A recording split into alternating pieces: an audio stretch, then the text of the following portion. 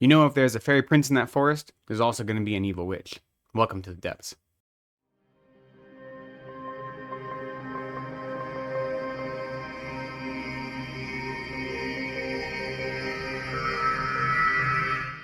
Hello, welcome to Reading from the Depths. My name is Lecton. Thanks for spending some time with me. Today I have another review for you. This is a review of We Shall Be Monsters by Alyssa Wees. This is published by Del Rey on the 12th of November, 2024, and I received a complimentary copy in exchange for an honest review. This is a wonderful story. This is a dark fairy tale that is looking at generational trauma and generational bonding and what it means to live on that border between reality and magic in a really beautiful way. I should start by saying that this is a fairy tale, and it has the beautiful lyrical language of a fairy tale. The writing itself is beautiful, it is melodic, it is lyrical, it is infused with like the melody of the forest, if you will. So it very much feels like a fairy tale. And the author has done a great job of combining the classical and the contemporary. And so what happens? The story itself follows a young girl named Gemma. We first meet her when she is 12 and a half, and then it jumps to when she's 15. So for the most of the story, she's about 15, and her mother, Virginia. And they live right on the edge of a forest. And you find out this is an enchanted forest right away. And there is some sort of history between not only this young girl and the forest, but also her mother and the forest. And then you find out her grandmother and the forest as well. And as events evolve, for one reason or another, her mother is kidnapped and brought into the forest, and it is Gemma's responsibility to go save her mother. And so at the heart of the story is this kind of quest for her to save her mother from the magical forest. Even though Gemma is attracted to the forest, doesn't want to be separate from it, yet is scared of it. And she's scared of it because her mother taught her to be afraid of it. So that is the story in a nutshell. And it's told in this fairy tale modality that is really, really well done. But what I like about it is, as I said before, it's a combination of the classical and the contemporary. It's classical insofar as it does feel like a fairy tale, both the writing, the nature of it being a quest, or even though it does complicate and investigate what quests mean and the nature of quests in your own personal narrative. But overall, it is this story that is like a quest. So those elements feel very much like a fairy tale. And the environment, the setting, the world building, all are a fairy tale world in the classical sense. Yet it's also contemporary insofar as the narrative switches perspectives every chapter. So one chapter will be from the perspective of Gemma, and the next chapter will be from this perspective of Virginia, her mother. And the story is split into three sections. In the first section, those two perspectives are more or less chronological. So it's always moving in one direction. There's sometimes some overlap between one chapter and another, so you can see the same scene from two different perspectives. But for the most part, the story is told in a chronological way. And the third part of the story is the same, where when you go back and forth between perspectives, it's moving in one forward narrative momentum. Yet in the middle section, Gemma's story continues forward. Her story is always moving in the same direction and always follows the same chronology. But Virginia's story all of a sudden flashes back 16 years to the past, and you learn about her past experiences as a young woman and her relationship to the woods. And even then, it sometimes even flashes back within the flashback to when she was a little girl and her experiences with her mother in the woods as a young girl. And so the middle section is constantly moving back and forth between timelines. So our main character's timeline is always moving forward, but the mother's timeline is in the past. And having these split perspectives from chapter to chapter and having these multiple timelines happening simultaneously feels like a very contemplative narrative device and the narrative framing. So the story balances this contemporary narrative framing with this classical fairy tale modality and language and environment that I think is really, really exciting. And it does a great job at it. It never feels forced. It never feels like it's trying to do something more than what it is, because what it is really rich, and it gives you a lot to think about and a lot to explore, and you get to follow really interesting characters as they go on these quests. And in very typical fairy tale fashion, the real purpose of all the quests, though, is for internal growth. So I think the story balances classical and contemporary in a great way. I think the environment and the world building is really exquisitely done. You have the luxury of being in a fairy tale, and she does that really well. The feeling of being in this magical forest that's always kind of shifting, that doesn't have any boundaries once you get inside of it. The distinction between the the real world, quote unquote, or the non-magical world when you get into their home that's on the edge of the forest, in the antiques shop that they run. And then once you cross that boundary into the forest, that distinction is really sharp and it's done really well. And just the mood and the setting and the environment are balanced in really interesting ways. So the environment and the world building, I think, are really well done. You have a feeling of being there. And part of that is the characters as well. Now, the characters, especially Gemma, well, Gemma and her mother and her grandmother, all three of them have a role to play. Firstly, they are interesting characters. They don't feel just like cardboard cutouts. They have interesting lines. They have complicated relationships between each other. So they don't feel like they are just simple placeholders. Yet at the same time, they feel somewhat wide open. And I think that's because they're part of a fairy tale. And what it means to be part of a fairy tale is to be something that the reader can transpose themselves onto. So it's easy as you read this to see yourself in the story, to see yourself as part of the story with this main character. So even though she is interesting and complicated, she feels like a genuine character. She feels like she has genuine wants and needs and desires, internal contradictions, and so forth.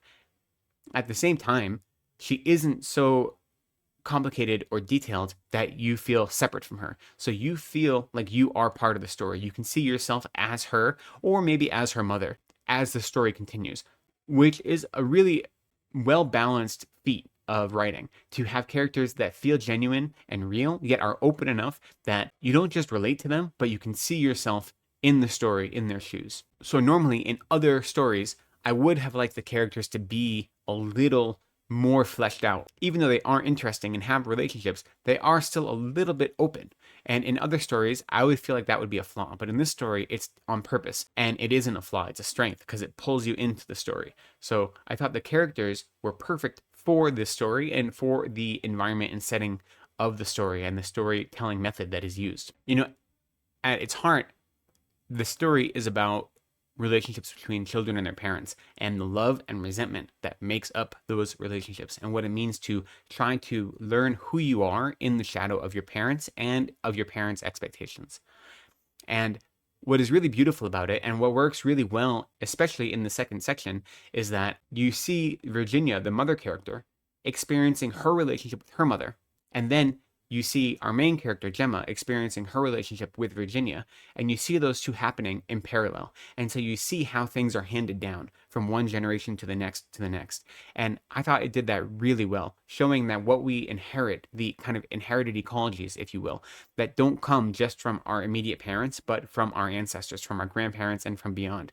And how the lives of those in our orbit bleed into our own lives. And so how we contain multitudes in that way, and we can see these things being passed on. And so I thought the framing was really well done.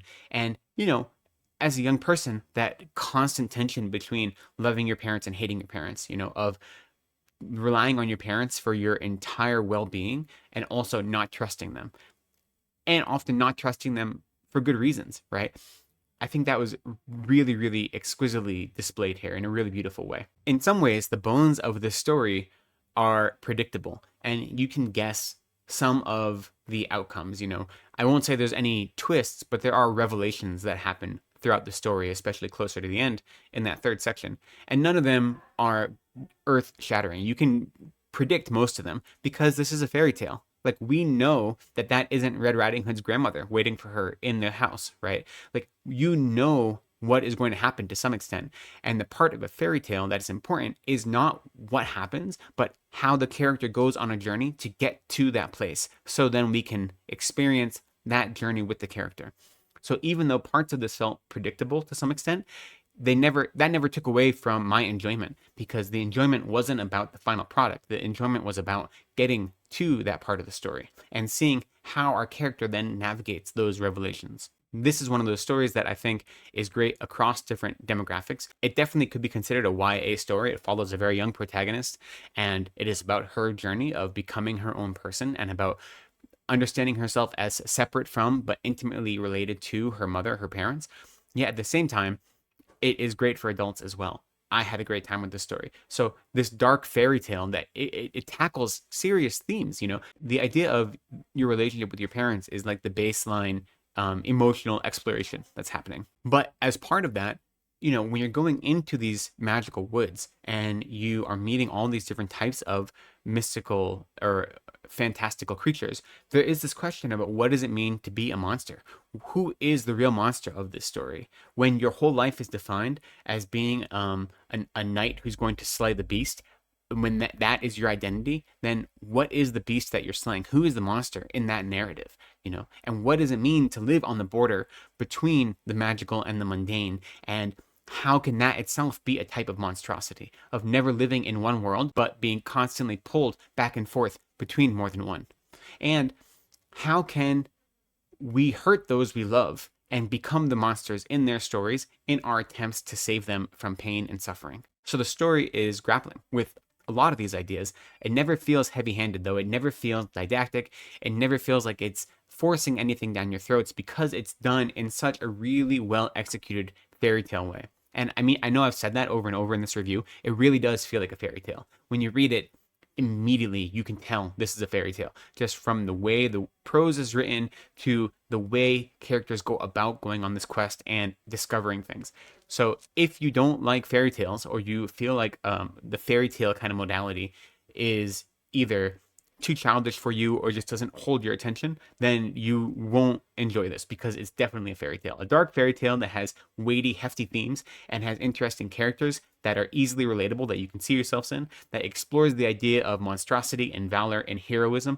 What does it mean to be lonely? What does it mean to be a child? What does it mean to be a witch? All these things are explored in ways that are compelling and engaging and held my attention, but it is all done in this fairy tale mode, and there's no kind of escaping that. So that is something to know going in. If you aren't interested in fairy tale as like the wrapping for a story, then you will be disappointed with this one. I, however, wasn't. I thought it was great. I thought the narrative rhythm, I thought the push and pull, I thought combining contemporary narrative framing with classical fairy tale writing and environment and tropes, everything was really well balanced. And tackling these kind of important themes, these important ideas, and balancing a YA kind of tone with adult ideas, I thought was really well done. Because at the end of the day, the story asks you, are you willing to look inside yourself and brave the forest's edge? I think that's all I have to say. I'd love to hear your thoughts about it. I'd love to hear your thoughts about the use of contemporary fairy tales as a storytelling device, and if you think it's outdated, or an old-fashioned kind of way of exploring ideas, or if there's something fresh and exciting about it. I think this story did a great job of balancing the contemporary and the classical in many ways, but I can appreciate that maybe not everyone thinks that is a useful storytelling device. So I'd love to hear your thoughts about fairy tales in general, as well as if anyone has had a chance to read this yet, what you thought of it. Any of your thoughts, please share them down in the comments. But for now, thank you for spending some time with me today. I appreciate you. Be kind to yourselves, take care of each other, and go slowly.